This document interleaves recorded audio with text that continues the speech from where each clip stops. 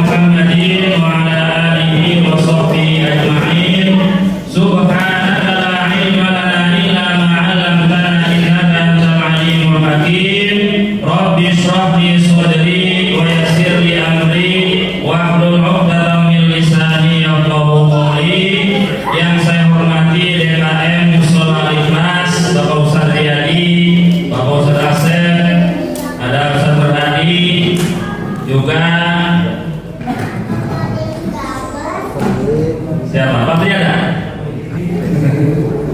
Juga jamaah sekalian, penasihat masjid, Bapak, Ibu, anak-anakku sekalian, marilah kita bersyukur kepada Allah Subhanahu wa taala dan kita sampaikan sholawat untuk kekasih kita, tauladan kita, Nabi yang terakhir, Shahibus Syafa'ah, baginda Rasulullah sallallahu alaihi wasallam, beserta keluarganya, sahabatnya, tabi'in, atba'ut tabi'in. Bapak Ibu saudara yang dirahmati oleh Allah Subhanahu wa taala, saya awali dengan membaca surat Al-Baqarah ayat 1 sampai 5. Terjemahnya biar mengurangi waktu. Alif Lam Mim.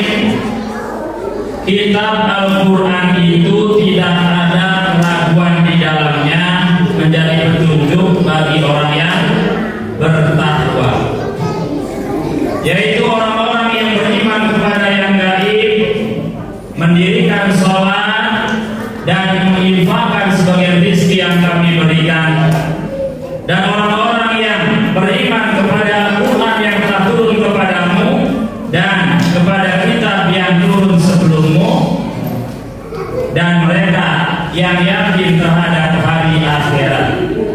Mereka itulah adalah orang-orang yang berada di atas petunjuk Rabb mereka, dan mereka itulah orang-orang yang beruntung. Jadi ayat 1 sampai 5 ini menjelaskan Al-Quran tidak ada keraguan, ada jaminan, dan ini tidak ada jaminan dalam kitab suci selain Al-Quran. Tidak ada yang mengatakan kitab ini tidak ada keraguan kecuali Al-Quran. Kemudian Al-Quran menjadi petunjuk bagi orang yang bertakwa. Cirinya tadi, beriman kepada yang gaib, mendirikan sholat, menginfakkan sebagian rezeki, beriman kepada Al-Quran dan kitab-kitab sebelumnya, dan juga yakin terhadap adanya hari akhirat. Yang saya tekankan di sini adalah yaitu mendirikan sholat, sehingga Nabi bersabda, "Buniyal Islamu ala khamsin, syahadati alla ilaha illallah wa anna Muhammadar Rasulullah wa iqamis shalah wa ita'iz zakah wa hajjil baiti wa shaumi ramadhana." Rawahul Bukhari wa Muslim. Islam dibangun atas 5 pilar. Syahadat, persaksian tidak ada Tuhan selain Allah dan Nabi Muhammad adalah utusan Allah. Mendirikan sholat, menunaikan zakat, haji ke Baitullah, dan puasa di bulan Ramadan. Hadisnya ada yang urutannya puasa dulu, ada yang haji dulu. Memang begitu ya dalam Al-Bukhari. Kemudian pertanyaannya, kalau orangnya Muslim, KTP-nya Islam, tapi tidak sholat, tidak puasa, kira-kira itu Islam aliran apa? Kalimalang, apa aliran Cisadane, apa Citarum? Ya, Islam KTP katanya.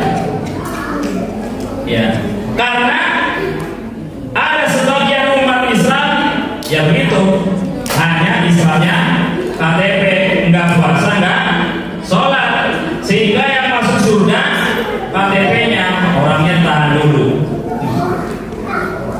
Berkenaan dengan sholat, Allah berfirman, "Wa wailul lil musallin."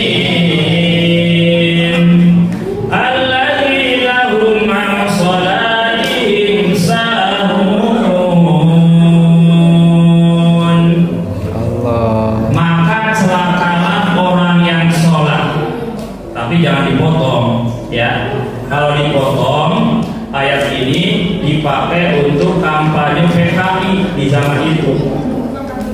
Tuh, ayatnya ada itu. Orang sholat celaka, fawailul lil musholin. Kemudian bikin sholawat tandingan orang PKI di zaman itu. Sholatullah salamullah ala toha rasulillah. Sholatullah salamullah ala yasin habibillah.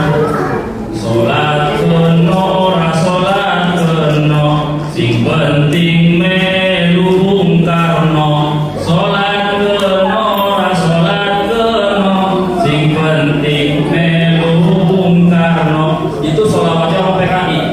Mau sholat atau enggak, yang penting ikut Bung Karno. Nah, jadi ayatnya jangan dipotong. Fawailul lil musholin alladzina hum an sholatihim sahun, yaitu orang yang lalai di dalam sholatnya. Sholatnya tidak tertib. Yang lalai saja celaka, yang lalai saja hina, apalagi yang kemudian meninggalkan sholat. Makanya sholat yang ideal itu adalah mendirikan sholat.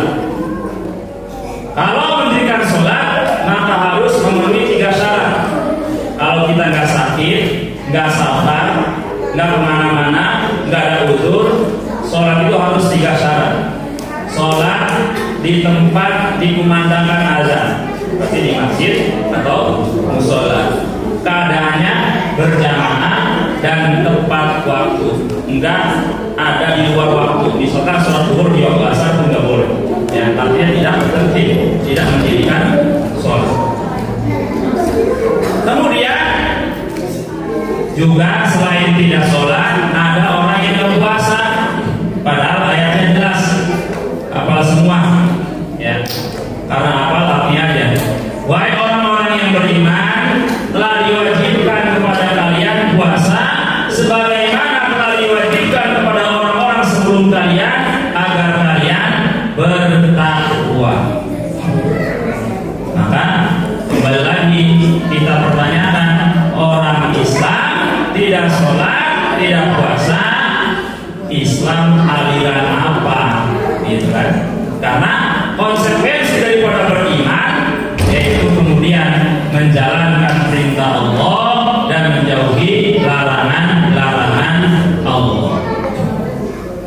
Lantas orang yang pernah tidak sholat, orang yang pernah tidak berpuasa, selama masih hidup ada kesempatan untuk bertaubat dan juga memperbaiki diri, mengejar ketinggalan-ketinggalannya, kemudian dia menjadi hamba Allah yang baik. Fa khalafa min ba'dihim khalfun aqamu sholata wattaba'u syahawat fa sawfa yalqawna ghayya illa man taba wa amana wa 'amila shalihan wa ulaika yadkhuluna al-jannata wa la yuzlamuna syai'an. Maka datanglah suatu generasi yang meninggalkan sholat, menyanyiakan sholat, memperturutkan syahwatnya. Mereka mendapatkan kesesatan, kecuali orang yang bertaubat, beriman, beramal soleh. Mereka itulah yang akan masuk surga dan mereka tidak dizolimi sedikit pun di dalamnya. Jadi yang pernah meninggalkan sholat, berada di masa jahiliyah, pernah tidak puasa, jangan putus asa, bertobat dan memperbaiki diri. Mudah-mudahan kita semua menjadi hamba-hamba Allah yang kemudian beriman kepadanya, mendirikan sholat,